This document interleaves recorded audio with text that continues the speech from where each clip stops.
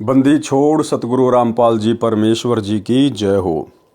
परम पिता परमात्मा सारी सृष्टि के रचनहार कुल मालिक असंख्य ब्रह्मांडों के स्वामी जगत गुरु तीनों लोकों में प्रवेश करके सबका भरण पोषण करने वाले राजाधिराज आत्माधार नाथों के नाथ देवों के देव महादेव सर्वेश्वर महेश्वर मृत्युंजय अजरो अमर आदि अनादि सनातनी प्रभु जगत पिता जगदीश्वर श्री श्री 1008 की उपाधि के वास्तविक अधिकारी अकाल मूर्त सौद स्वरूपी राम वासुदेव सर्वगतम ब्रह्म परम पूज्य प्रथम पूज्य परम संत परम पुरुष परम धनी परम दयालु सत्य कबीर हक्का कबीर अल्लाहु अकबर बाखबर अल्लाह ताला जगत के तारणहार जगत के मुक्तिदाता जगत के जगन्नाथ हारे के सहारे हिंदुओं के राम मुसलमानों के अल्लाह सिखों के वाहिगुरु ईसाइयों के मसीह दया के सागर दया निधि करुणा के सागर करुणा निधि स्वयंभू परिभू संकट मोचन कष्ट हरण मंगल करण दुख भंजन अविगत कबीर निर्विकार निर्विषम परमात्मा अलय अलेख सतगुरु आदि अनादि सतगुरु असली मर्यादा पुरुषोत्तम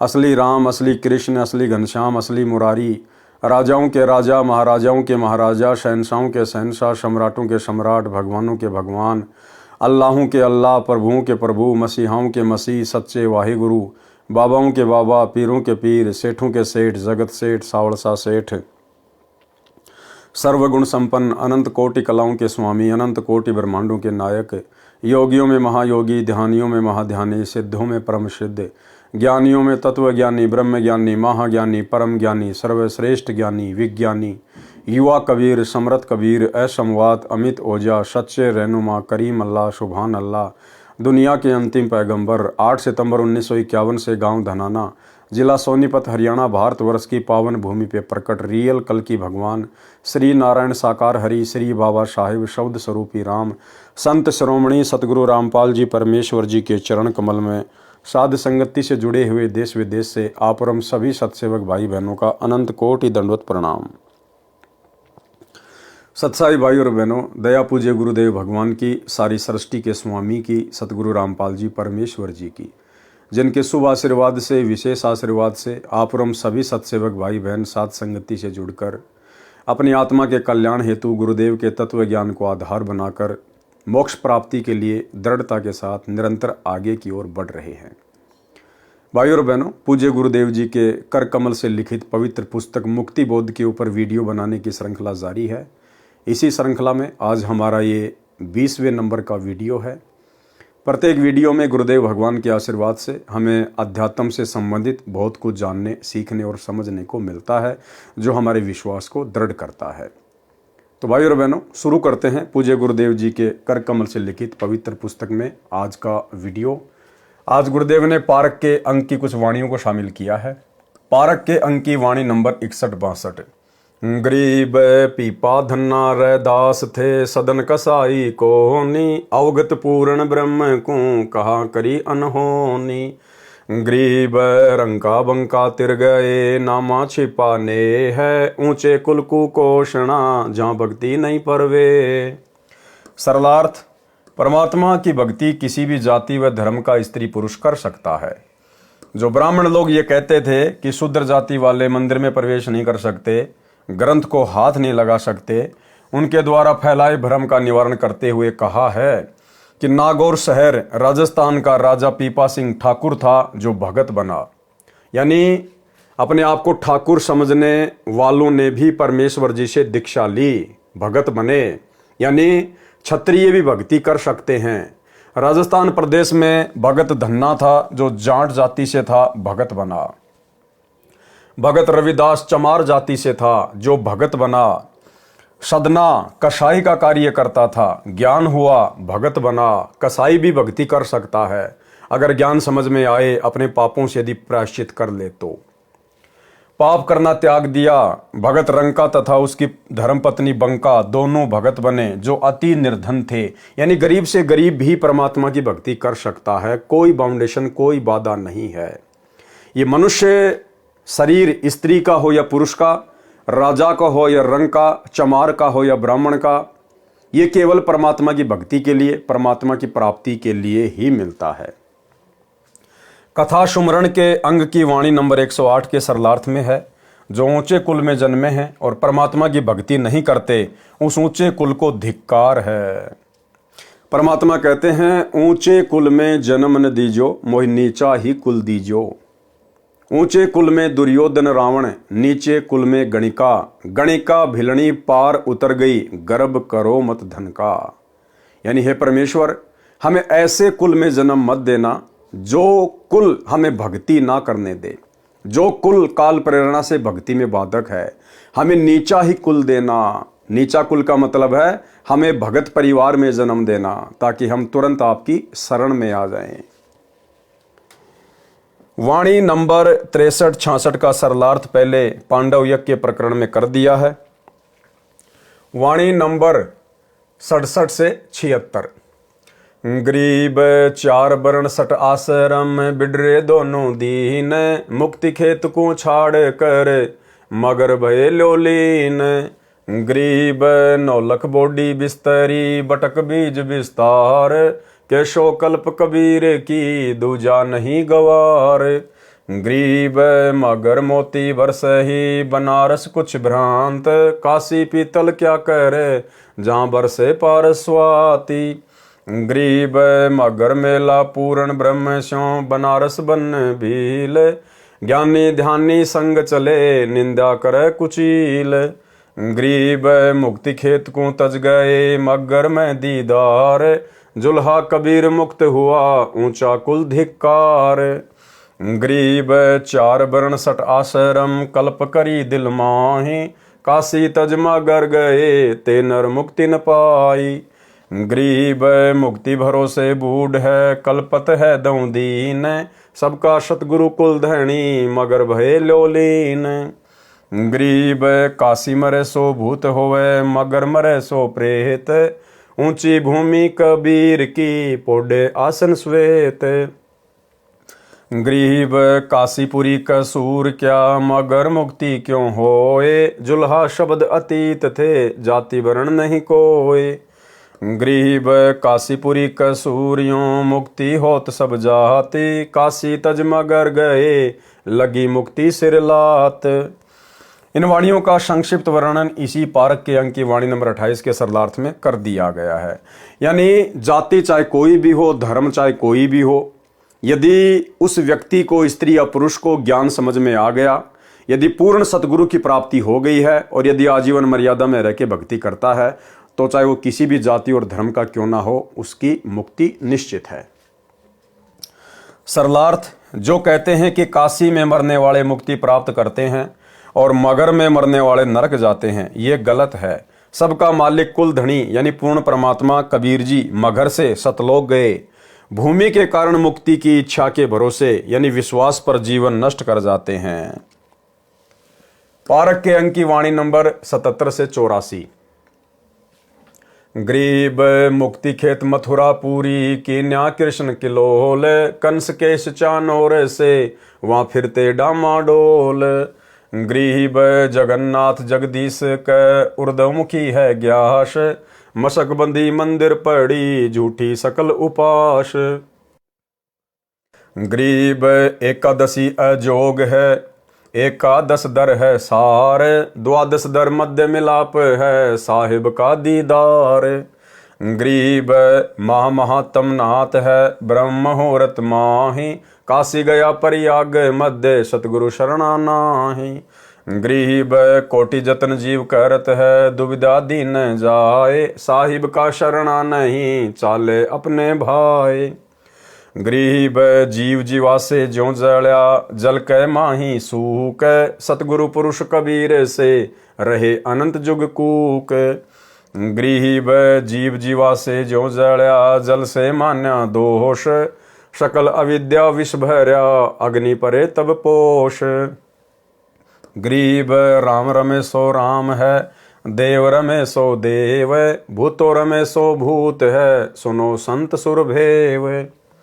सरलार्थ जो कहते हैं कि मथुरा वृंदावन में जाने से मुक्ति होती है, वे सुनो।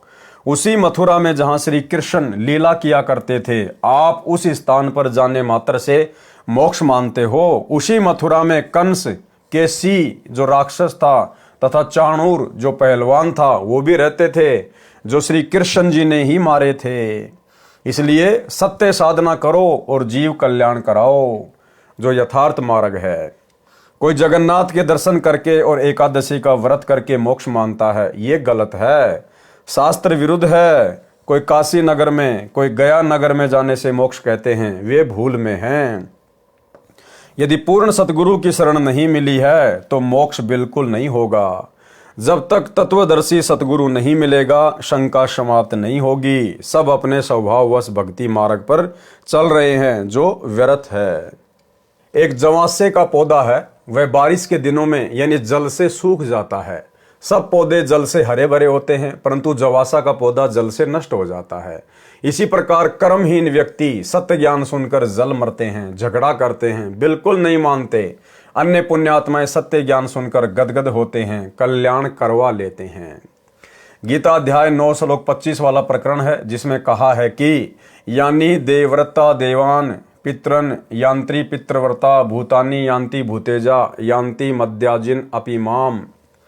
अर्थात देवताओं को पूजने वाले देवताओं को प्राप्त होते हैं, यानी देवताओं के लोक में जाके उनके नौकर बन जाते हैं, उनके गण बन जाते हैं।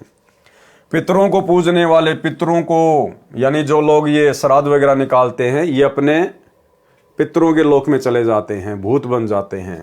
भूतों को पूजने वाले भूतों को प्राप्त होते हैं। मेरा पूजन करने वाले भी मुझे प्राप्त होते हैं। गरीब राम रमेशो राम है, देवत रमेशो देव, भूतो रमेशो भूत है, सुनो संत सुरभेव।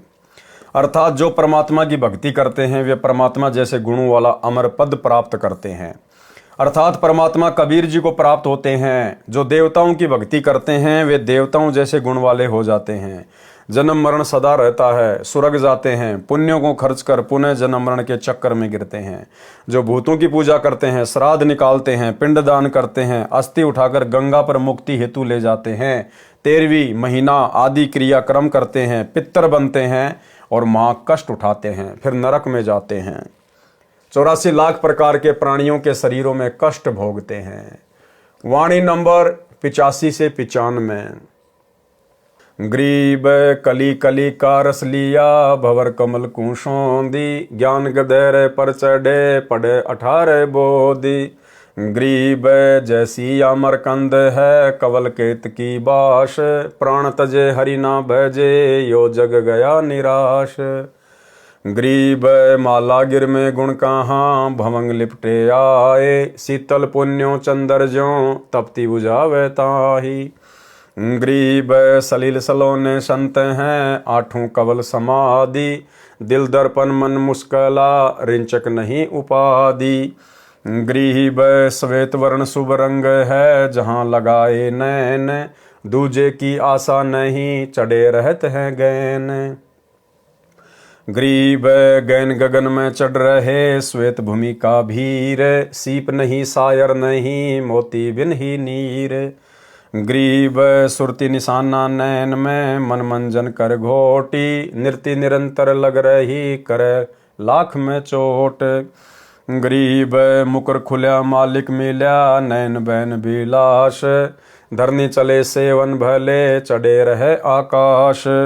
ग्रीब जय कोई रमे सो गगन में, धरनी धरे न पावे, सब ही भूले भर्म में, कहाँ रंक कहाँ रावे। ग्रीब कवल कलीधर चोज है, रिम जिम होए, गगन फुहारे छूटे रहे, तहाँ संत मुख धोए। ग्रीब यों है पंथ कबीर का, सतगुरु को शैल, अनंत कोटि कुल पंथ है, कोई न पावे गैल। सरलार्थ जो विकार करते हैं, तरह तरह के गाने बजाने, शराब आदि का नशा करते हैं, पर स्त्री भोग पुरुष करते हैं, पर पुरुष भोग स्त्री करती है, भक्ति करते नहीं, वे उस तरह विकारों के वश होकर फंसकर मर जाते हैं जैसे भंवरा भिन्न भिन्न फूलों का आनंद लेता रहता है, शाम के समय फूल बंद हो जाता है, भंवरा उसमें फंसकर मर जाता है। संतों की संगत करने से जीव को शांति मिलती है, मोक्ष मिलता है। जैसे चंदन के पेड़ के तने में शीतलता होती है, सर्प को विष के कारण गर्मी लगती है, गर्मी के मौसम में चंदन के वृक्ष के तने के चारों ओर सर्प लिपटे रहते हैं। माला गिरे यानी चंदन में शीतल करने का गुण है, चांद में भी रात्रि में शीतलता का आभास होता है। ऐसे शांत संत हैं जो शरणागत की तपत बुझाते हैं अपने ज्ञान से, अपने आशीर्वाद से। साधक का ध्यान सदा ऊपर परमात्मा के सुख सागर सतलोक में रहता है। वे पृथ्वी पर इधर उधर भ्रमण नहीं करते, तीर्थों धामों पर नहीं जाते। क्या कह रहे हैं परमात्मा कि जिसको ये सतज्ञान मिल जाता है, सतलोक की जानकारी हो जाती है, फिर उन साधकों का, उन भक्तों का ध्यान सदा सतलोक में रहता है कि मुझे तो यहाँ से निकलना है, सतलोक जाना है। एक चिंता सी बनी रहती है। फिर वे इस पृथ्वी पर भटकते नहीं फिरते, तीर्थों पर, धामों पर, तीर्थ धामों पर नहीं जाते, सत्य साधना करते हैं। लेकिन भाइयों और बहनों, 2014 बरवाला कांड के बाद, गुरुदेव भगवान के जेल जाने के बाद उनका कलयुगी परिवार, उनके दोनों बेटे, गुरुदेव का कलयुगी भाई और जितने भी कोऑर्डिनेटर हैं, ये सब तीर्थ धामों पर धक्के खाते फिरते हैं।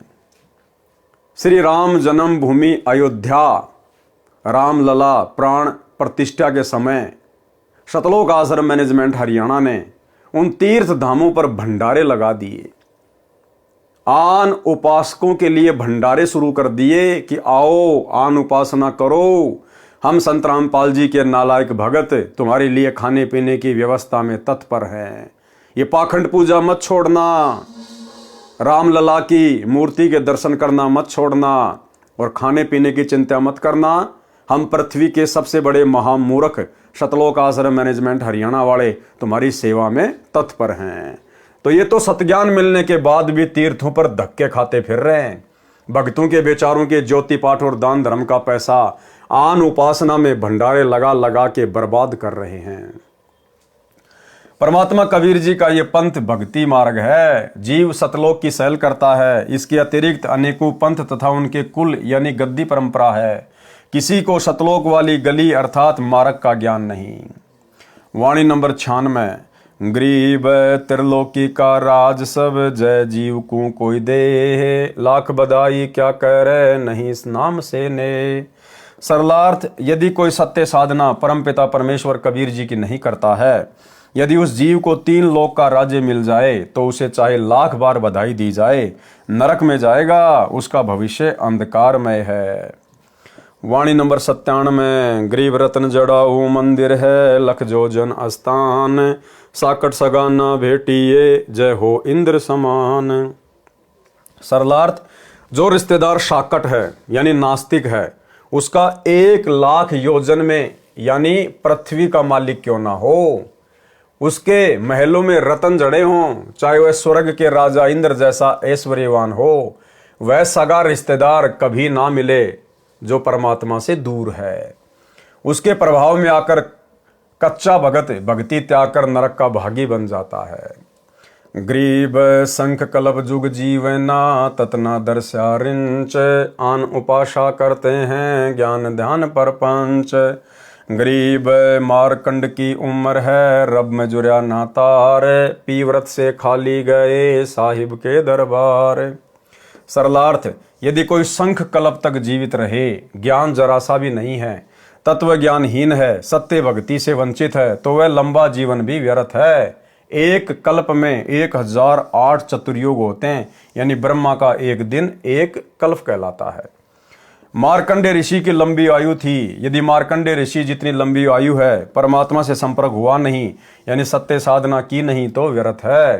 प्रियव्रत नाम का राजा था, उसने 11 अरब वर्ष तक तप किया यानी शास्त्र विधि त्याग कर मनमाना आचरण किया। तप के बदले 11 अरब वर्ष का राज्य सुख भोगकर परमात्मा के दरबार में खाली होकर गया, नरक में डाला। 1 योजन 12 किलोमीटर का होता है। वाणी नंबर 100 से 107। गरीब कल्प करी करुणामयी, सुपच दिया उपदेश, सतगुरु गोरखनाथ गति, काल करम भयनेश। गरीब सबरी भी भक्ति करी, गौरी के दिल माही, उभय मुहूर्त सट दलीप, तीवा संसानाही।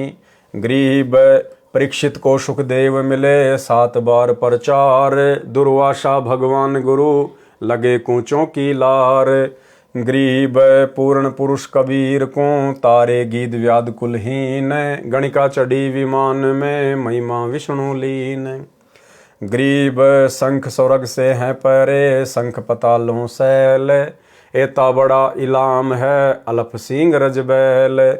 गरीब बावन बढ़िया सो देख ले, गजगरा उबरंत, सूक्ष्म रूप कबीर धरे, द्रौपदी चीर बडंत। गरीब कबीर पुरुष झिलमिला, उदरे गज अरुग्राह, गगन मंडल से उतरे, कीन्या आनि सहाय।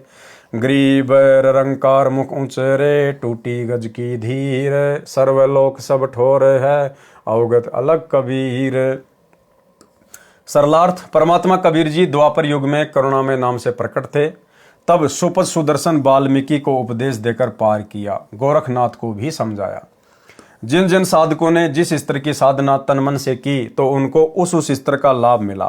जैसे भिलनी, गौरी यानी पार्वती तथा सट दिलीप जो दशरथ राजा का पिता था, रामचंद्र का दादा था, उसको पता चला कि मेरी केवल 2 मुहूर्त आयु शेष है। उसने 2 मुहूर्त सच्ची लगन से, सच्ची तड़प से साधना की तो स्वर्ग गया। इस प्रकार सबरी, भिलनी, पार्वती तथा सटदलीप ने जैसी भक्ति की वैसा फल मिला, तीनों को कोई शंका नहीं। राजा परीक्षित को 7 दिन सुखदेव ऋषि ने भागवत सुधा सागर सुनाई थी। स्वर्ग तक गए। दुर्वासा ऋषि भगवान श्री कृष्ण के गुरु थे। वे स्वर्ग में तो चले गए, वहां उर्वशी की दूधी यानी स्तन को भंवरा बनकर अश्लील हरकत करके काट लिया। यानी यहां तो कितना बड़ा ब्रह्मचारी साधु महात्मा बन के चला गया, श्री कृष्ण जी का गुरु कहला के चला गया, और ऊपर स्वर्ग में जाके क्या बकवाद की, वही विषय वासना। अपना धर्म नष्ट कर दिया, चोरी और सीना जोरी। उस नर्तका को भंवरे के काटने का दर्द हुआ, हाथ से भुंड को दूर फेंका तो स्वर्ग की धरती पर पटाख से गिरा, तो अपनी बेइज्जती मानकर उर्वशी यानी स्वर्ग की अप्सरा को श्राप दे दिया कि तू पृथ्वी पर गधी बनेगी। यानी यहां से ऊपर चला गया स्वर्ग में। और स्वर्ग में गुरुदेव कहते हैं वहां तो बकवाद है, वैश्यावर्ती है, इससे ज्यादा कुछ नहीं है। जो भक्ति आपने यहाँ की, जैसी भी की, उसका आनंद भोगो, फिर वहां पर अपनी भक्ति बर्बाद करो, अपने पुण्य बर्बाद करो। वो तो 7 स्टार होटल है, जो मांगोगे वही मिलेगा। तो वहां जाने के बाद दुर्वासा ऋषि अन्य ऋषियों के साथ, देवताओं के साथ बैठकर उर्वशी का डांस देख रहा था। अर्धनग्न होकर लड़कियां वहां नाचती हैं, जैसे यहाँ पर बारों में, कल्बों में लड़कियां नाचती है पैसों के लिए, बड़े बड़े लोगों के लिए। ऐसे ही वहां पर बकवाद है। उर्वशी नाच रही थी वहां पर अर्धनग्न होके। दुर्वासा ऋषि के मन में काल प्रेरणा से विषय वासना जागृत हो गई। उसने भंवरे का रूप बनाया और उस लड़की के स्तन को काट लिया, दूधी को काट लिया उसने।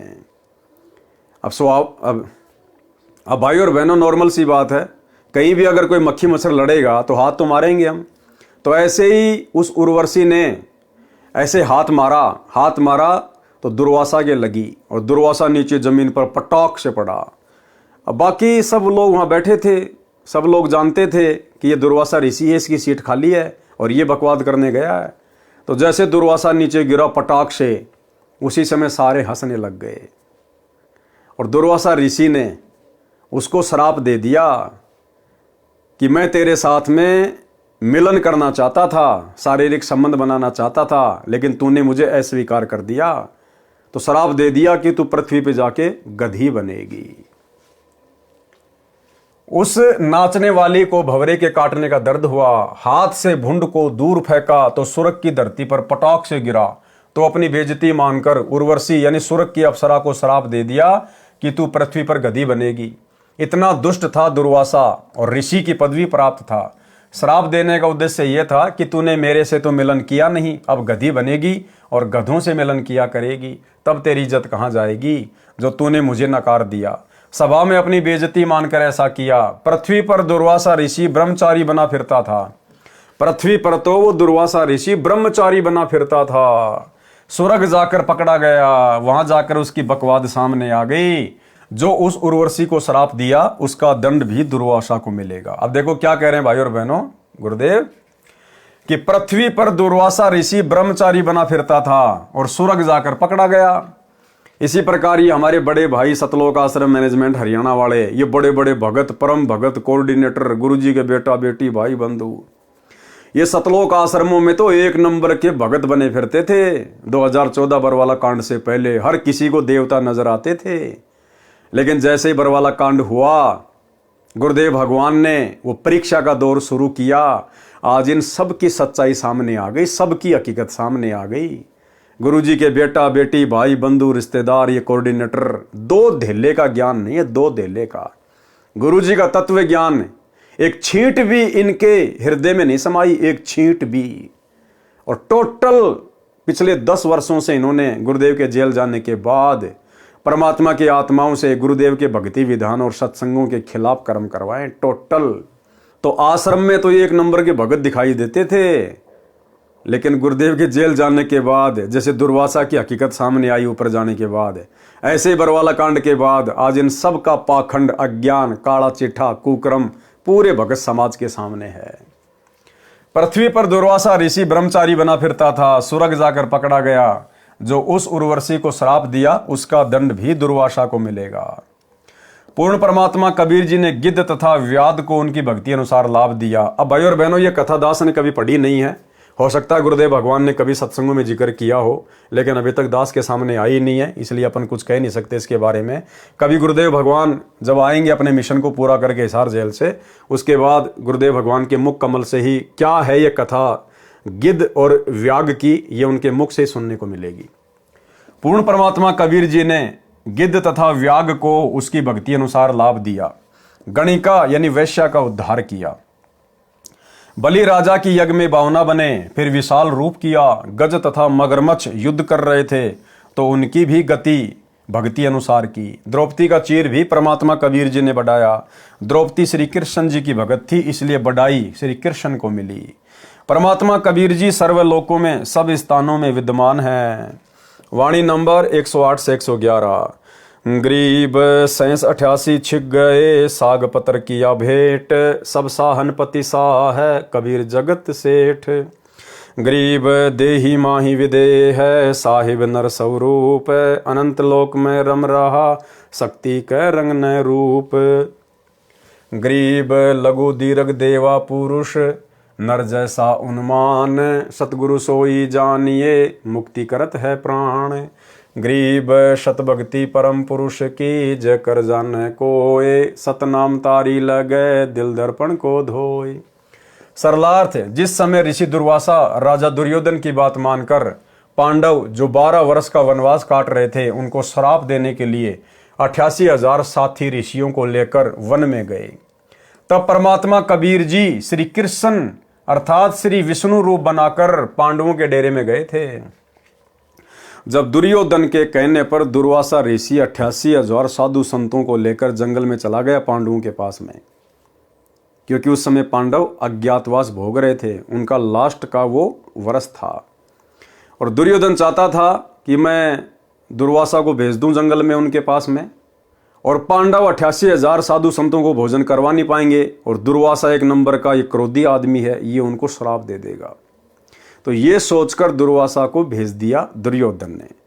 अब भाई और बहनों, उधर से द्रौपदी की पुकार पर कबीर परमेश्वर सतगुरु रामपाल जी भगवान श्री विष्णु का अर्थात श्री कृष्ण जी का रूप बना के आए, क्योंकि द्रौपदी श्री कृष्ण जी की भगत थी। श्री कृष्ण को पांडवों ने गुरु धारण कर रखा था। तो यही कबीर परमात्मा सतगुरु रामपाल जी भगवान उसी गुरु के रूप में, उसी उसके इष्ट के रूप में उसके पास में पहुंच जाता है, अपनी आत्मा के पास में, उसके संकट को देखकर, उसके कष्टों को देखकर। तो सतगुरु रामपाल जी भगवान पहुंच गए वहां पर द्रौपदी की पुकार पर। तब परमात्मा कबीर जी श्री विष्णु रूप बनाकर पांडवों के डेरे में गए थे। शाग पत्र, बथुए के साग का पत्ता भोजन के पात्र में शेष बचा था, उसको पानी में डालकर घोलकर वह पानी पिया। 88,000 ऋषि दुर्वासा ऋषि समेत इतने छके कि पेट में आफरा आ गया, पेट फूल गया। जैसे गधे लेट लगाते हैं, ऐसे सब ऋषिगण व दुर्वासा ऋषि भोजन हजम करने के लिए लेट लगा रहे थे। जब दुर्वासा ऋषि वहां पहुंचा 88,000 ऋषियों के साथ में, तो युधिष्ठिर को बड़ी चिंता होगी कि ये तो दुर्योधन का सिखाया हुआ आया है और ये तो श्राप देगा। अगर भोजन नहीं करवाया तो युधिष्ठिर ने द्रौपदी से कहा कि द्रौपदी, धर्म संकट में है, हमारी इज्जत आपके हाथ में है। तो द्रौपदी ने कहा कि फिलहाल तो मैं भी कुछ नहीं कर सकती, मेरे पास तो ये पात्र है सूर्य देव का दिया हुआ, और जब तक मैं खाना नहीं खा लेती तब तक चाहे पूरी पृथ्वी भोजन कर ले, इसमें भोजन समाप्त नहीं होता। लेकिन मैं भी भोजन कर चुकी हूं, अब तो ये कल ही काम करेगा। तो युधिष्ठिर ने कहा कि जैसा भी है अब इज्जत तेरे हाथ में है, तो श्री कृष्ण जी को याद कर। तो उसी समय द्रौपदी ने श्री कृष्ण जी को याद किया। यानी जब आत्मा पे संकट आता है तो भले ये जुबान से किसी को भी पुकारे, लेकिन वो पुकार परमात्मा के पास जाती है, कबीर देव सतगुरु रामपाल जी भगवान के पास में। अब श्री कृष्ण जी ने कहाँ आना था बेचारे ने, यही कबीर परमात्मा सतगुरु रामपाल जी भगवान श्री कृष्ण जी का रूप धारण करके और वहां पहुंच गए। और वहां पहुंचने के बाद मालिक ने कहा कि भाई क्यों याद किया, तेरा पत्र मेरे पास में गया। पत्र यानी तेरी पुकार। हम जब पाठ प्रकाश की वाणियां पढ़ते हैं तो उसमें सारा जिक्र है ये कि भाई तेरी पाती, तेरा पत्र मेरे पास में आया है, यानी तेरी पुकार, तेरी प्रार्थना मेरे पास में आई है, क्या संकट आ गया। तो उन्होंने सारी बात बता दी। तो गुरुदेव भगवान ने श्री कृष्ण रूप में कहा कि भाई पहले मुझे कुछ भोजन कराओ, पहले मुझे भोजन कराओ, तब मैं इन ऋषियों की भूख को शांत करूंगा, इनका पेट भरूंगा। तो द्रौपदी ने कहा कि भगवान भोजन का ही तो रोड़ा है, अगर भोजन होता तो आपसे प्रार्थना करने की जरूरत ही कहां पड़ती। लेकिन परमात्मा ने कहा कि भैया जो नियम है वो नियम है। ढूंढ द्रौपदी ढूंढ कोई भोजन का किरका, प्रथम करूं अंजल फिर मेटू मुनिजन की तृष्णा। कि पहले मुझे भोग लगाओ, उसके बाद में फिर मैं इन ऋषियों का देखूंगा आगे। तो ये नियम है भाई और बहनों, चाहे तीन लोक के भगवान हो चाहे सतलोक के भगवान हो। परमात्मा कहते हैं देते को हरि देत है जहां तहां से आण, और अण देवा मांगत फिरियो फिर साहिब सुने ना कान। तो द्रौपदी ने कहा कि भगवान कुछ भी नहीं है, एक साग का जो है पत्ता लगा हुआ है। तो श्री कृष्ण रूप में सतगुरु रामपाल जी भगवान ने कहा कि इसमें थोड़ा सा पानी डाल के घोल घाल के और मुझे दे। तो परमात्मा ने वो साग पिया, वो पानी पानी घोल के परमात्मा ने वो पिया, भोग लगाया। और जैसे ही गुरुदेव भगवान ने पानी मिलाकर वो साग पिया, उसी समय 88,000 ऋषि दुर्वासा सबके पेट भर गए, सबके पेट। और जो जो उन्होंने डिमांड की थी, डिमांड भी ऐसी करी थी कि पांडव पूरा ना कर पाए।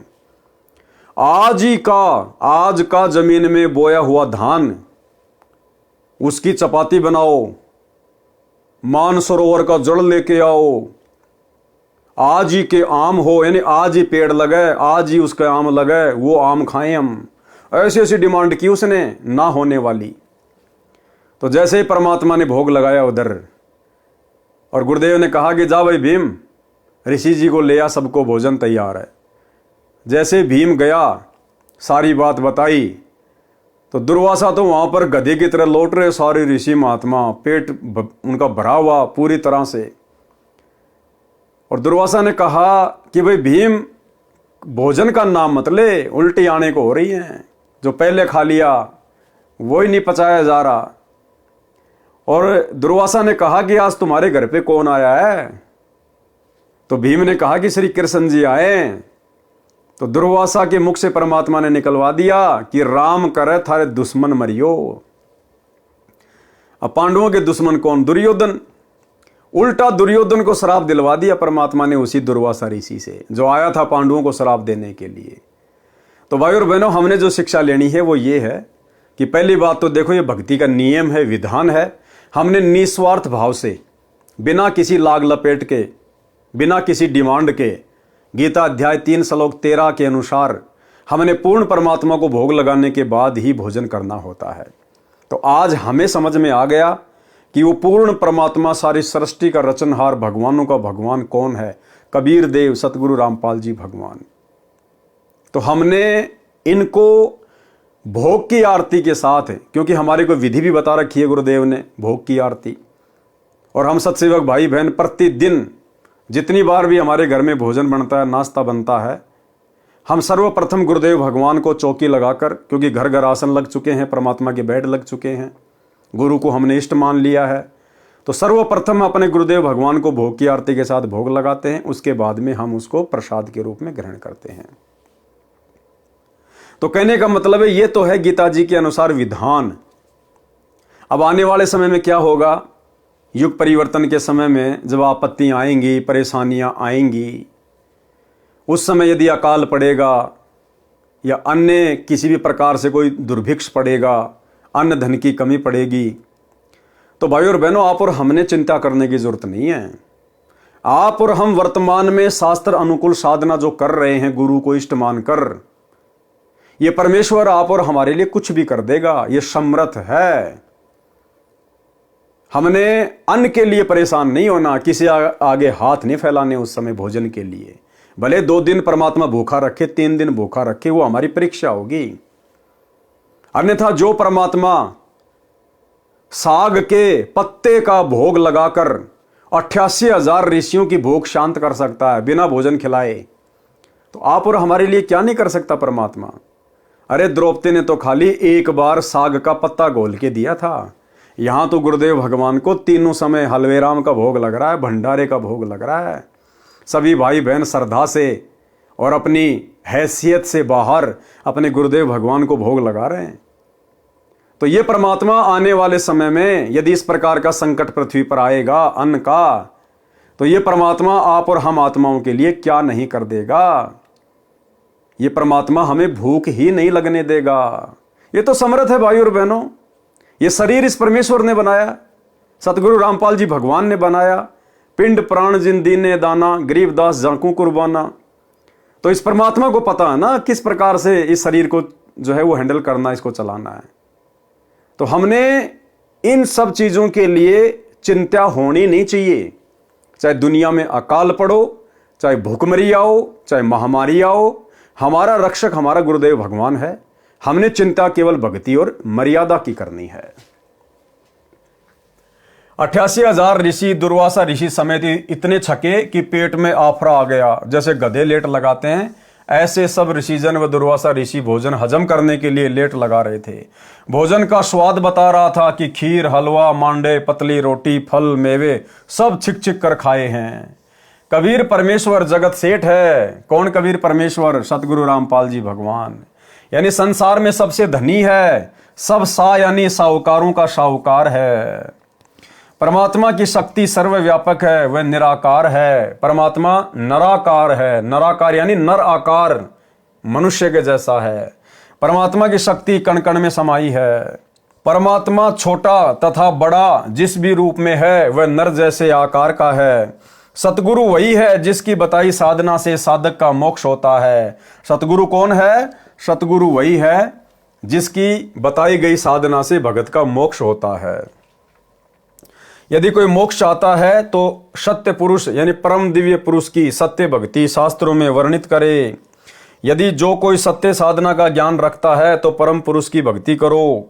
सत्य नाम के सुमरण में लगन लगाकर सुमरण करके दिल के दर्पण यानी अंतःकरण को साफ करें। वाणी नंबर 112 से 113। गरीब शिव का गण सेवन कर, मुर्ग लील तिस नाम, बहु उत्पात करत है पल पल आठों याम। गरीब सिद्धि शक्ति दिखाए कर, कोटि नगर नष्ट कर देत, क्रंच नाम एक संत की लगी तास कै फेट। सरलार्थ, काल द्वारा भ्रमित साधक शास्त्र विरुद्ध साधना करते हैं जिससे सिद्धियां प्राप्त हो जाती हैं। उनसे चमत्कार दिखाकर जनता में प्रशंसा के पात्र बन जाते हैं। सिद्धियों द्वारा हानि करके पूज्य बन जाते हैं। एक साधक शिवजी की साधना करके शिवजी के लोक में गण की उपाधि प्राप्त था। उसने सिद्धि शक्ति से बहुत उत्पात मचा रखा था। उसका मुर्ग लील नाम था। उसने अनेकों नगर सिद्धि से नष्ट कर दिए थे। एक किरंच नाम के संत ने उसकी सिद्धि विद्या काटकर उसे अचेत कर दिया। सचेत होकर क्षमा याचना की। अब ये भी करने वाला परमात्मा ये भाई और बहनों उस किरंच नाम के साधु के रूप में भी ऐसे लोगों को अपनी औकात याद दिलाने वाले भी यही कबीर परमेश्वर सतगुरु रामपाल जी भगवान है। सहज समाधि कैसे लगती है? पारक के अंक की वाणी नंबर 114 116। ग्रीब जैसे हाड़ी बीज धुने, पंथी से बतलाए, जामे खंड पड़े नहीं, मुख से बात सुनाए। ग्रीब नटवा की सुरती बांस में, ढोल बोल बोगाज, कमंद चढ़े करुणामयी, कबू न बिगड़े काज। ग्रीब जो धमगरती घात को, देवे तुरंत बताए, जाको हीरा दर्श है, जहां वहां टाकी लाए। सरलार्थ, परमात्मा कबीर जी ने अपनी प्रिय आत्मा संत गरीबदास जी को तत्व ज्ञान पूर्ण रूप से बताया था। संत गरीबदास जी ने उसे बताया है। परमात्मा कबीर जी का भगत नाम का जाप करे तथा नाम के सुमरण में ध्यान लगाकर सतलोक के सुख को याद करके रह रहकर उसकी प्राप्ति के बाद के आनंद की कल्पना करे। सतलोक के ऊपर ध्यान रहे, सुमरण करे, तब नाम पर ध्यान रहे, इसे सहज समाधि कहते हैं। उदाहरण बताए हैं, किसान हल चलाता हुआ बीज बो रहा होता है। कई किसानों के खेत एक गांव से दूसरे गांव को जाने वाले रास्ते पर होते हैं। किसान बीज भी बो रहा होता है, रास्ते पर चलते पंथी यानी पैदल यात्री से बातें भी कर रहा होता है। बीज के दाने उसी प्रकार जमीन में बो रहा होता है, उसके बीज बोने के ध्यान में कमी नहीं आती। बिना बात करे जिस औसत से दाने छोड़ रहा होता है, यात्री से बातें करते समय भी वह उसी औसत से बीज के दाने छोड़ता रहता है, उसमें अंतर नहीं आता। इसे सहज समाधि कहा जाता है। अन्य उदाहरण नट यानी बाजीगर का बताया है। कबीर परमात्मा की वाणी है कि कबीर जैसे नटनी चढ़े बांस पर, नटवा ढोल बजावे जी, इधर उधर से निगाह बचाकर ध्यान बांस में लावे जी। अर्थात नट की पत्नी खेल करते समय लगभग 12-15 फुट लंबे बांस पर बिना जमीन में गाड़े केवल जमीन के ऊपर रखकर उसके ऊपर चढ़ती है, जो महासंतुलन का अनोखा खतरा भरा कर्तव्य होता है। पृथ्वी में गाड़कर भी बांस पर चढ़ना कठिन है, वह तो बिना पृथ्वी में गाड़े उसके ऊपर चढ़कर अंतिम सिरे पर पेट रखकर हाथ से भी बांस को छोड़कर पैर भी सीधे कर लेती है। उसका पति ढोल बजाकर उसके ध्यान को डिगाना चाहता है। दर्शक भी ताली पीट पीट कर प्रसन्नता प्रकट करते हैं, परंतु नटनी सब ओर से ध्यान हटाकर अपनी सुरती बांस पर रखती है। क्या समझाना चाहते हैं गुरुदेव भगवान हमारे को कि जिस प्रकार वो नटनी अपना कर्तव्य दिखा रही होती है बांस के ऊपर संतुलन बनाकर, अब नीचे उसका जो पति होता है नट, वो ढोल बजाता रहता है जोर जोर से, लेकिन नटनी का ध्यान ढोलक की ओर नहीं जाता। भले उसके कान में आवाज आ रही है, लेकिन उसका ध्यान तो अपने संतुलन पर है। इसी प्रकार जब हम इस भक्ति पर लगेंगे, सत भक्ति पर, तो ये काल उस नट की तरह आप और हमारा ध्यान भटकाएगा, तरह तरह के शोर शराबे करेगा। पड़ोस में किसी की शादी है, डीजे बज रहा है, अचानक से कोई गाड़ी आ गई, उसमें तेज आवाज में गाने चल रहे हैं, अन्य छोटी मोटी कोई परेशानी।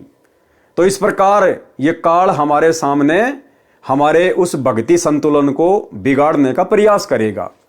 दूसरी तरफ जो दर्शक होते हैं वो उसके कर्तव्य को देखकर तालियां बजाते हैं, उसकी प्रशंसा कर रहे हैं, लेकिन वो नटनी प्रशंसा पर ध्यान नहीं देती, वो अपने संतुलन पर ध्यान रखती है। इसी प्रकार हम भगत भाई बहन जैसे भी हैं, यदि हमें कोई डराने का प्रयास करता है, हमें कोई धमकाने का प्रयास करता है, या हमारी कोई प्रशंसा कर रहा है कि भाई बहुत अच्छा भगत है, सुबह 4 बजे उठ के आरती कर लेता है, मंत्र कर लेता है, भाई 1 नंबर का भगत है, बहुत ज्ञान है इसको, तो हमने किसी की प्रशंसा से अपने भक्ति वाले संतुलन को खोना नहीं है, मान बढ़ाई में नहीं आना है। और यदि हमें कोई लोकलाज में डालकर डराना चाहे, धमकाना चाहे, भक्ति से हमारा ध्यान भटकाना चाहे, तो भी हमने हमारे ध्यान को नहीं भटकाना है। हम सुमरण कर रहे हैं, आरती कर रहे हैं, कहीं को शोर शराबा हो रहा है, तो हमने उस तरफ ध्यान नहीं देना, हमने अपने सुमरण पर ही ध्यान रखना है। इसको कहते हैं सहज समाधि।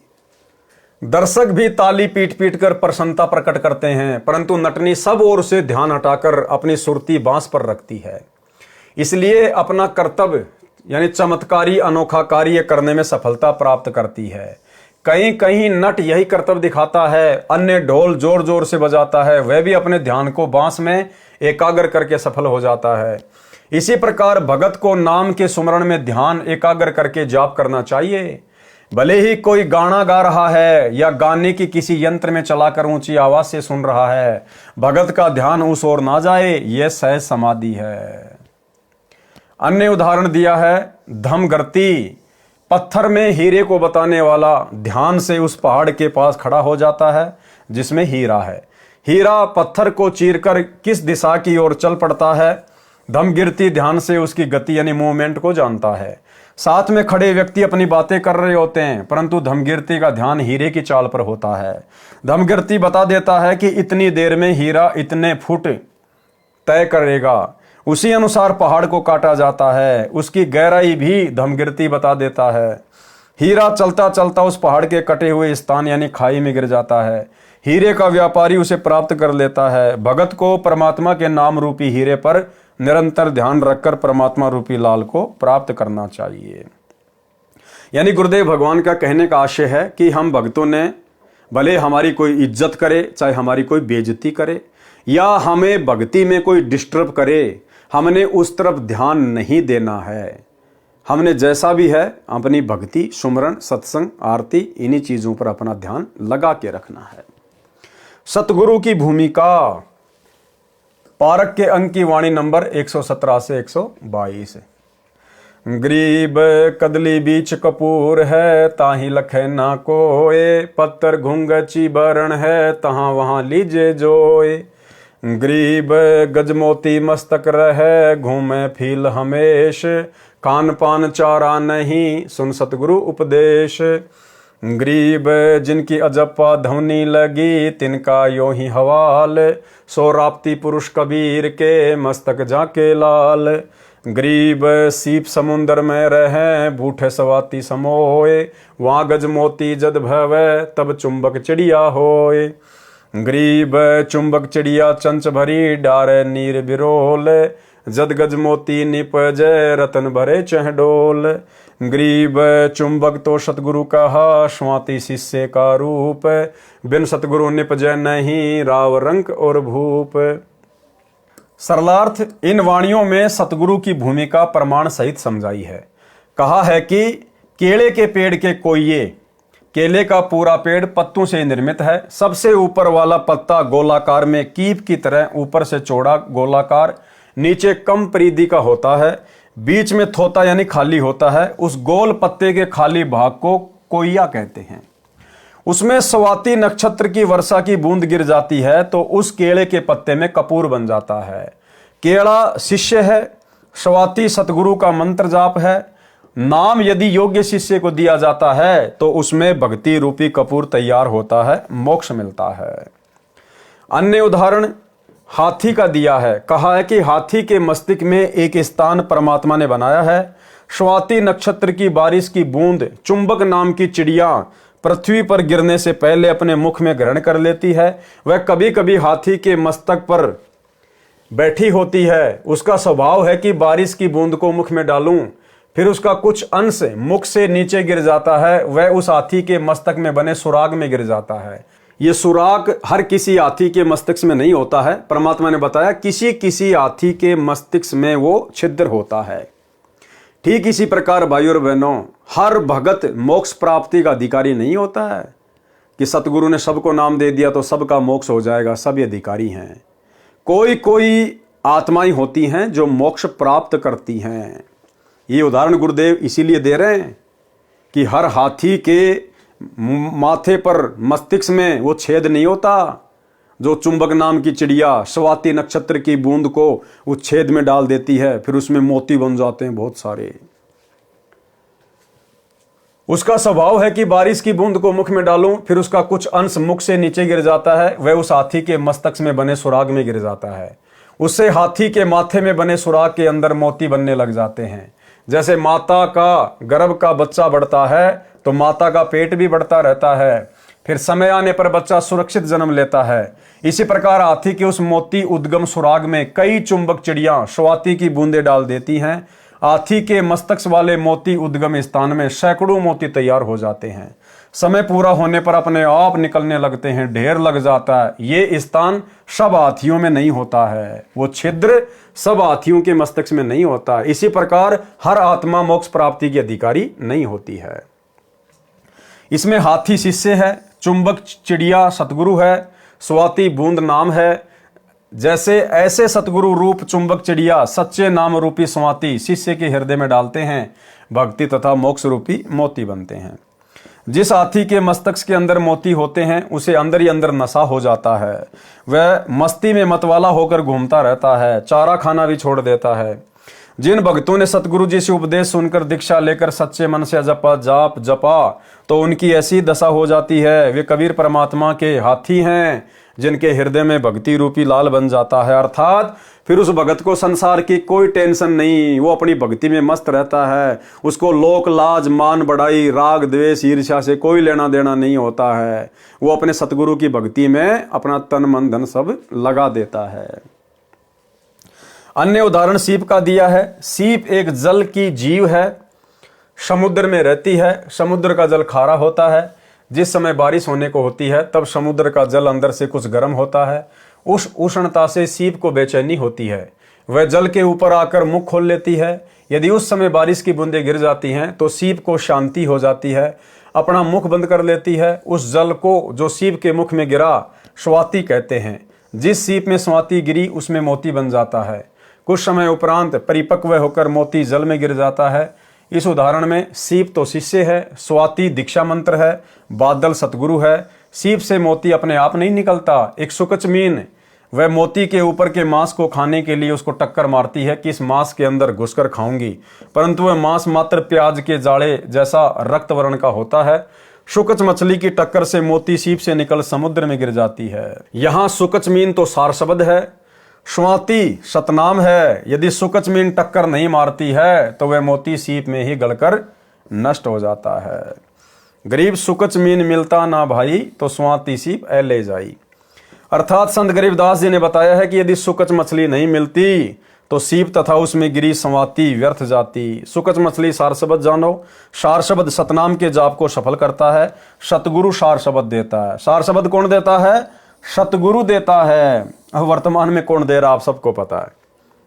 इसी प्रकार भगत को प्रथम नाम द्वितीय नाम मिल जाए, सार नाम नहीं मिला तो मोक्ष नहीं होगा, वह जीवन व्यर्थ गया, परंतु अगला मनुष्य जन्म स्त्री पुरुष का मिलेगा। उस जन्म में सतगुरु मिले और सब तीनों नाम मिल गए तो मोक्ष हो जाएगा। सतगुरु के बिना जीव का कल्याण संभव नहीं है। वाणी नंबर 123 से 125। गरीब अदर सिंहासन गगन में बोरंगी बरिया में, जाका नाम कबीर है सारे सबके काम। गरीब पड़या धनी से काम है, प्रहलाद भक्ति को बूझी, नरसिंह उतरया अरस से किने न समझी गूजी। गरीब नर मृगेश आकार होए कीनी संत सहाय, बालक वेदन जगत गुरु जानत है सब माए। सरलार्थ परमात्मा कबीर जी का अधर यानी ऊपर सतलोक में सिंहासन है, वह सब भक्तों के कार्य सिद्ध करता है। प्रहलाद भगत को धनी यानी परमात्मा से काम पड़ा तो परमात्मा ने उसका कार्य सिद्ध किया। प्रहलाद भगत से पता करो कि कैसी अनहोनी परमात्मा ने की थी। परमात्मा समर्थ कबीर आकाश से उतरा था, हिरण्यकशिपु को मारा था। नर यानी मानव, मृगेश यानी सिंह रूप बनाकर संत प्रहलाद की सहायता की थी। जैसे बच्चा भूखा प्यासा होता है तो उसकी पीड़ा को माता जानती है, दूध जल पिलाती है, ऐसे जगत गुरु अपने शिष्य के कष्ट को जानता है। कौन? जगत गुरु। ऐसे जगत गुरु अपने शिष्य के कष्ट को जानता है, अपने आप कष्ट निवारण कर देता है भक्ति से, उसकी मर्यादा देखकर, उसके भाव देखकर। यानी प्रार्थना लगाने की जरूरत नहीं है जगत गुरु के पास में। क्या कह रहे हैं गुरुदेव? ऐसे ही जगत गुरु अपने शिष्य के कष्ट को जानता है, अपने आप कष्ट निवारण कर देता है, उसकी श्रद्धा देखकर, उसकी मर्यादा देखकर, उसकी भक्ति देखकर। वाणी नंबर 126 से 133। गरीब इस मोहल्ले के मुल्क में दोनों दिन हमारे, एक बाम एक दाहिने बीच बसे करतार। गरीब करता आप कबीर है, अविनाशी बड़ अल्लाह, राम रहीम करीम है कि जो सुरती निगाह। गरीब नर रूप साहिब धैणी, बसे सकल के माही, अनंत कोटि ब्रह्मांड में देखो सब ही ठाई।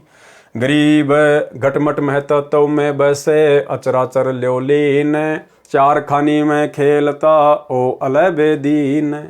गरीब कौन गड़े कौन फूकिए, चारों दाग दगंत, ओ इनमें आया नहीं पूर्ण ब्रह्म बसंत। गरीब मात पिता जाके नहीं, नहीं जन्म प्रमाण, यो तो पूर्ण ब्रह्म है करता हंस अमान। गरीब आत्म और परमात्मा एक नूर जहूर, बिचकर झाई कर्म की ताते कई दूर। गरीब परमात्म पूर्ण ब्रह्म है आत्म जीव धर्म में, कल्प रूपी कल में पड़ा जासे लागे क्रम। सरलार्थ, परमात्मा के सब जीव हैं, दोनों धर्म हिंदू तथा मुसलमान हमारे हैं। एक परमात्मा के दाईं ओर जानो, दूसरा बाईं ओर, दोनों के मध्य में परमात्मा निवास करता है। अब देखो गुरुदेव क्या कह रहे हैं कि दोनों धर्म हिंदू मुसलमान परमात्मा के ही हैं। एक अगर दायां अंग है तो दूसरा बायां अंग है, बीच में कबीर परमात्मा सतगुरु रामपाल जी भगवान है। अब बताओ भाई, परमात्मा तो कह रहे हैं कि दोनों धर्म मेरे ही हैं, मेरे बच्चे हैं। और जब बांग्लादेश में हिंदुओं के ऊपर कह रहे थे कि अत्याचार हो रहे हैं, वहाँ के मुसलमान अत्याचार कर रहे हैं, और हिंदुस्तान के अपने आप को हिंदू कहने वाले, बजरंग दल वाले, विश्व हिंदू परिषद वाले मध्य प्रदेश के मंदसौर में रैलियां निकाल रहे थे, धरने निकाल रहे थे बांग्लादेश के मुसलमानों के खिलाफ। तो काल प्रेरणा से सतलोक आश्रम मैनेजमेंट हरियाणा ने मध्य प्रदेश की संगत को मुसलमानों के विरोध में उस रैली में शामिल कर दिया। अरे भाड़ में जाओ दुनिया, भाड़ में जाओ हिंदू, भाड़ में जाओ मुसलमान। आप और हम कौन हैं? हमारा मकसद क्या है? हम क्यों भक्ति से जुड़े हैं? दुनिया भर में ढिंढोरा पीटते हो, जीव हमारी जाति है, मानव धर्म हमारा, हिंदू मुस्लिम सिख ईसाई धर्म नहीं कोई न्यारा। और तत्वदर्शी संत के शिष्य होने के बावजूद किसी एक धर्म के विरोध में दूसरे धर्म के पक्ष में जाके बैठ गए तुम। धिक्कार है, धिक्कार तुम्हारे ज्ञान को। परमात्मा के सब जीव हैं, दोनों धर्म हिंदू तथा मुसलमान हमारे हैं। एक परमात्मा के दाईं ओर जानो, दूसरा बाईं ओर, दोनों के मध्य में परमात्मा निवास करता है। कबीर जी स्वयं ही सृष्टि के रचयिता हैं। अविनाशी बड़ा अल्लाह परमात्मा है। राम कहो, रहीम कहो, करीम दयालु है, कीजियो सुरती निगाह, ध्यान से देखो यानी विचार करो। परमात्मा मानव रूप में है, सबका मालिक सर्वव्यापक है। कोई तो मुर्दे को पृथ्वी में गाड़ देता है, कब्र बनाता है, कोई अग्नि में जला देता है। ये सब मुझे यानी कबीर परमेश्वर जी को अच्छा नहीं लगता। पूर्ण मुक्ति प्राप्त करो, वह तो परमात्मा चारों दागों में नहीं आता। एक जमीन में गाड़ते हैं, एक धर्म अग्नि में जला देता है, एक जल प्रवाह कर देता है, एक जंगल में पक्षियों के खाने के लिए डाल देता है। ये चार दाग कहे जाते हैं, परंतु परमात्मा कबीर जी किसी दाग में नहीं आते। वे साक्षात अजर अमर हैं, कबीर जी हैं। परमात्मा के कोई माता पिता नहीं है, उनके जन्म का कहीं पर प्रमाण नहीं है। कबीर परमात्मा पूर्ण ब्रह्म भक्तों को शांति प्रदान करता है। आत्मा तथा परमात्मा की एक जैसी छवि है, बीच में पाप कर्मों की झाई यानी मैल है, इसलिए परमात्मा जीव से दूर कहा जाता है। परमात्मा तो पूर्ण ब्रह्म बताया है, आत्मा जीव धर्म से जन्मती मरती है, इसलिए जीव धर्म में है। वाणी नंबर 134 से 141। गरीब कर्म लगे शिव विष्णु के, भर में तीनों देव, ब्रह्मा जुग 36 लग कछु न पाया भेव।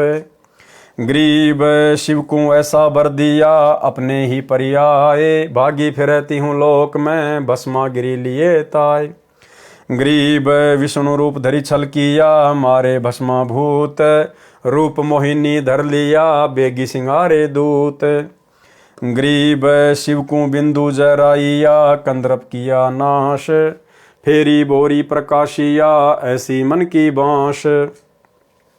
गरीब लाख लाख जुग तप किया, शिव कंदर्प के हेत, काया माया छोड़ कर ध्यान कवल शिव श्वेत। गरीब फूक्या बिंदु विधान से, बोहर न उग बीज, कला विशंबर नाथ की कहाँ छिपाऊं रीज। गरीब पार्वती पत्नी पलक परी, त्रिलोकी का रूप, ऐसी पत्नी छोड़ कर कहाँ चले शिव भूप। गरीब रूप मोहिनी मोइया, शिव से सुमरथ देव, नारद मुनि से को गिणे, मरकट रूप धरेव। वाणी नंबर 134 से 136 का सरलार्थ। सूक्ष्म मन की मार सभी जीवों पर गिरती है। जीव एक समान सूक्ष्म मन के सामने विवश है। जब तक पूर्ण सतगुरु नहीं मिलता तब तक सूक्ष्म मन के सामने विवेक कार्य नहीं करता। हिंदू धर्म के श्रद्धालु श्री शिव जी को तो सक्षम मानते हैं, सब देवों का देव यानी महादेव मानते हैं। सूक्ष्म मन के कारण वे भी मार खा गए, क्योंकि वे भी जीव संज्ञा में हैं। प्रमाण, जिस समय भस्मासुर ने तप करके भस्म कंडा श्री शिव जी से वचनबद्ध करके ले लिया था, तब भस्मासुर ने शिव से कहा था कि मैं तेरे को भस्म करूंगा, तेरे को मारकर तेरी पत्नी पार्वती को अपनी पत्नी बनाऊंगा। तब डर के कारण श्री शिव जी भाग लिए। भस्मासुर में भी सिद्धियां थी, वह भी साथ दौड़ा। शिव जी भय के कारण अधिक गति से दौड़ा तथा एक मोड़ पर मुड़ गया। उसी मोड़ पर एक सुंदर स्त्री खड़ी थी। कौन थी सुंदर स्त्री? स्वयं कबीर परमेश्वर सतगुरु रामपाल जी भगवान ने उस सुंदर स्त्री का रूप बनाया, पार्वती का। उसी मोड़ पर एक सुंदर स्त्री खड़ी थी। उसने भस्मासुर की ओर अश्लील दृष्टि से देखा और बोली कि शिव तो आसपास रुकेगा नहीं, जाने दे, आजा मेरे साथ, मौज मस्ती कर ले, मैं तेरा ही इंतजार कर रही हूं। तुम पूर्ण मर्द हो, शक्तिशाली हो। भस्मासुर पर काम वासना का भूत सवार था ही, उसे और क्या चाहिए था। उसी समय रुक गया। युवती ने उसका हाथ पकड़ कर नचाया। गंडस्थ नृत्य करते समय हाथ सिर पर करना होता है। भस्मासुर का भस्म कंडे वाला हाथ भस्मासुर के सिर पर करने को युवती ने कहा कि इस नृत्य में दायां हाथ सिर पर करते हैं, यह नृत्य पूरा करके मिलन करेंगे। ज्यों ही भस्मासुर ने भस्म कंडे वाला हाथ सिर पर किया तो युवती ने बोला, अर्थात परमेश्वर सतगुरु रामपाल जी भगवान ने बोला, भस्म। उसी समय भस्मासुर जलकर नष्ट हो गया। वह युवती भगवान स्वयं ही शिव शंकर की जान की रक्षा के लिए बने थे। भगवान स्वयं ही बने थे। विष्णु को तो फोकट की महिमा मिल गई, परंतु महिमा विष्णु को दी। विष्णु रूप में प्रकट होकर परमात्मा उस भस्म कंडे को लेकर श्री शिव के सामने खड़े हो गए तथा शिव से कहा कि हे शिव, इतने तेज क्यों दौड़ रहे हो? शिव ने सब बात बताई कि आप भी दौड़ जाओ, भस्मासुर मुझे मारने को मेरे पीछे लगा है। तब विष्णु रूपधारी परमात्मा ने कहा कि देख, आपका भस्म कंडा मेरे पास है। शिव ने तुरंत पहचान लिया और रुक कर पूछा कि यह आपको कैसे मिला? विश्वास नहीं हो रहा था। भगवान ने कहा, यह ना पूछ, अपना कंडा लो और घर जाओ। परंतु शिव को विश्वास नहीं हो रहा था कि उग्र रूप धारण किए भस्मासुर से कैसे ये भस्म कंडा लिया। जिद कर ली। तब परमात्मा ने कहा कि फिर बताऊंगा।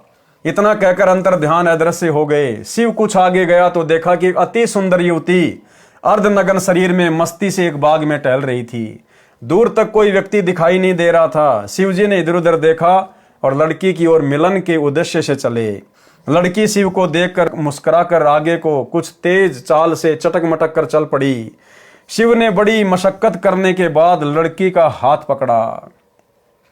तब तक शिव का वीर्य पतन हो चुका था। उसी समय विष्णु रूप में परमात्मा खड़े थे और कहा कि मैंने भस्मासुर को इस प्रकार वश में करके गंडस्थ नाच नचाकर भस्म किया। तो उस सुंदर स्त्री का रूप जिसको देखकर तीन लोक के स्वामी भगवान शंकर का भी वीर्यपात हो गया, विषय वासना से इतना पागल हो गया। उस सुंदर युवती के रूप को देखकर, रूप किसने बनाया? गुरुदेव भगवान ने। भस्मासुर को सुंदर स्त्री का रूप बनाकर किसने गंडस्थ नाच नचाकर उसको भस्म किया? गुरुदेव भगवान ने। इसलिए भाइयों और बहनों, दास ने पिछले एक वीडियो में जिक्र किया था कि भाइयों और बहनों, आप और हमें तत्व ज्ञान मिल गया है।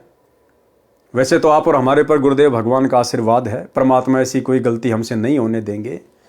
फिर भी भाइयों और बहनों, क्योंकि मन जब तक शरीर है तब तक मन भी हमारे साथ में है, ये हमें भटकाने का प्रयास करेगा और कई बार परमात्मा भी भगत की परीक्षा ले लेता है।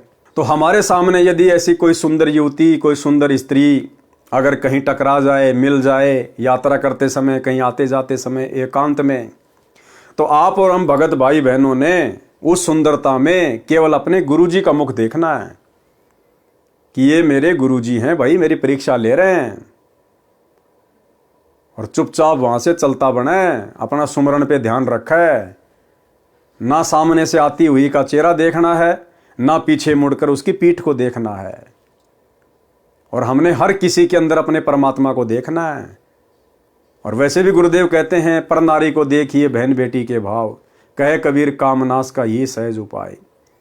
बाकी हमने जब इस प्रकार की कोई स्थिति हमारे सामने पैदा हो जाए तो हमने मन में दोष पैदा नहीं करना है। काल तो कोशिश करेगा, मन में उथल पुथल मचेगी, लेकिन ये तत्व ज्ञान फिर दीवार की तरह सामने खड़ा हो जाएगा एक सेकंड के बाद कि भैया ये काम अपना नहीं है, ये मार्ग अपना नहीं है, अपने को तो सतलोक चलना है। गुरुदेव ने अपने को संत बना दिया, भगत बना दिया, और ना जाने कितने हमारे पूर्वज जो भूत प्रेत बन के घूम रहे हैं, ऊपर से देवी देवता जो सूक्ष्म रूप में घूमते रहते हैं, क्या पता वो मुझे देख रहे हैं और मेरी हरकत से फिर मेरे गुरु जी के ऊपर हंसेंगे कि ये ज्ञान दिया संत रामपाल जी ने, तत्वज्ञानी संत ने इस भगत को, देख इसकी हरकत, देखो इसकी मूर्ख की। तो हमने हर प्रकार से सचेत होकर चलना है। हमारा टारगेट हमारी सुरती सतलोक में, और सतलोक में जाकर हमें जो रूप रंग यौवन सुंदरता मिलेगी, यहां इंद्र की इंद्राणी के पास भी नहीं है, इंद्राणी के पास भी। तो हमने तो अपनी सुरती को वहां टिका के रखना है। संत गरीबदास जी ने सूक्ष्म मन की शक्ति बताई है कि शिव जी की पत्नी पार्वती 3 लोक में अति सुंदर स्त्रियों में से एक थी। अपनी पत्नी को छोड़कर शिव जी ने चंचल माया यानी बदनारी से मिलन सेक्स करने के लिए उसे पकड़ लिया। ये सूक्ष्म मन की उत्पत्ति का उत्पात है। ये सूक्ष्म रूप से काल ऐसे चाल चलता है। वाणी नंबर 137 से 141 का सरलार्थ है। इन्हीं काल प्रेरित आत्माओं ने ब्रह्मादिक ब्रह्मा विष्णु महेश को भी मोहित कर लिया, यानी अपने जाल में फंसा रखा है। शेष यानी अन्य बचे हुए गणेश जी भी स्त्री के संग में रहे। गणेश जी के 2 पुत्र थे, एक का नाम शुभम यानी शुभ, दूसरे का नाम लाभम यानी लाभ था। शंकर यानी शिव जी की अडिग विचलित न होने वाली समाधि आंतरिक ध्यान लगी थी, जो हमेशा सदा ध्यान में रहते थे। उनको भी मोहिनी अप्सरा स्वर्ग की देवी ने मोहित करके डगमग कर दिया था। तो भाई और बहनों, ये काल का बहुत भयंकर जाल है, और इस जाल से यदि कोई बचा है तो केवल सतगुरु का भगत बचा है। केवल सतगुरु अपने आशीर्वाद से, अपनी शक्ति से, अपनी सामर्थ्यता से अपने भगत को बचाता है। बाकी भगत अपने स्तर पर चाहे कितनी भक्ति कर ले, कितना कुछ कर ले, अपने स्तर पर वो कुछ नहीं कर सकता। पंखा चाहे लाख रुपए का है, सोने की पंखुड़ियां हैं, जब तक चलाने वाला बटन नहीं दबाएगा तब तक पंखा अपने आप नहीं चलेगा, क्योंकि वो केवल एक यंत्र है, उसको चलाने वाला यंत्री कोई और है। तो हम जीव हैं, हम चाहे कितनी भक्ति कर लें, कितने बड़े अपने आप को भगत समझ लें, हमारा रिमोट हमारे गुरुदेव भगवान के हाथ में है। बलवानों का बल और बुद्धिमानों की बुद्धि इस पूरी सृष्टि में सतगुरु रामपाल जी परमेश्वर जी के हाथ में है। इसलिए हमने गुरुदेव के चरणों में आधीनता के साथ में पड़े रहना है। अगर ऊपर मुंह करके थूकेंगे तो अपने ऊपर ही गिरेगा और हंसी के पात्र भी बनेंगे। तो भाई और बहनों, अपना टारगेट केवल मोक्ष, सतलोक, ये रंग बिरंगी दुनिया, इन विषय वासनाओं के बाग में भंवरे बनकर आप और हम करोड़ों अरबों बार भटक चुके हैं, गधे कुत्ते शुअर बन चुके हैं, अपना अनमोल मनुष्य जीवन न जाने कितने बर्बाद कर चुके हैं। तो ये लास्ट जन्म है, इसको लास्ट ही हमने बनाना है। और इतने सिर हमने इस काल को दे दिए बकवाद करके, अब भक्ति करके ये सिर यानी ये मन अपने गुरु को देंगे। यो मन संतों दीजिए तो गोविंद पाइए। और मन सतगुरु को देने का मतलब है जीवित ही मर जाना।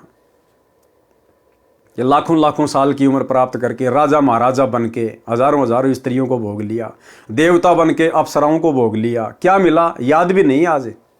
अब ये 15, 20, 30 साल की उम्र है, अब इसमें क्या सुख भोग लेगा इस गंदे लोक में। तो ये सोचकर हमने सतगुरु के चरणों में पड़े रहना है।